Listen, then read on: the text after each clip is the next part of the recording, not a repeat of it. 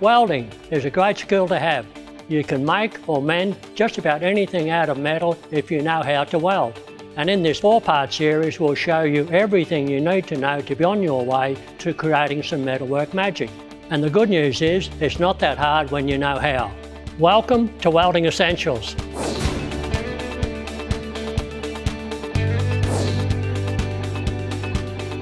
In this episode, I'm going to show you how to oxyacetylene cut. The combination of oxyacetylene gas in a welding torch produces the hottest flame of any gas mixture. It reaches over 3000 degrees, more than twice the melting point of most metals, so it's a versatile tool. It's perfect for heating and cutting steel. You can cut holes or cut pieces of metal to size. This is what you'll need for the job. An oxyacetylene kit, a kit that includes all equipment such as combination spanner, flashback arresters, blowpipe, cutting attachment, regulators and hoses, and leak testing equipment. And of course, don't forget Coregas Australian-made oxygen and acetylene gas. With oxyacetylene cutting, we have a very handy reference guide. We can look at the thickness of material that we're going to cut. We come across to the size tip that they recommend. We can also see what our oxygen pressure should be and also our acetylene. So let's get started. Setup is important. Safely secure the cylinder. Remove plastic caps by hand. Then connect the regulator to each cylinder. Use a combination spanner that's specially designed for the job.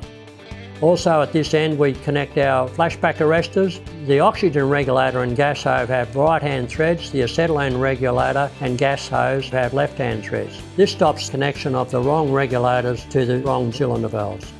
The cutting attachment goes next. Use the selection chart to pick the right cutting tip suited to the size of the material to be cut. Open the gas cylinder control valves and set the oxygen and acetylene gas pressure according to the chart. Test the fittings to make sure there aren't any gas leaks. What we're going to show today is that the oxyacetylene cutting is ideal for quick severing of plate.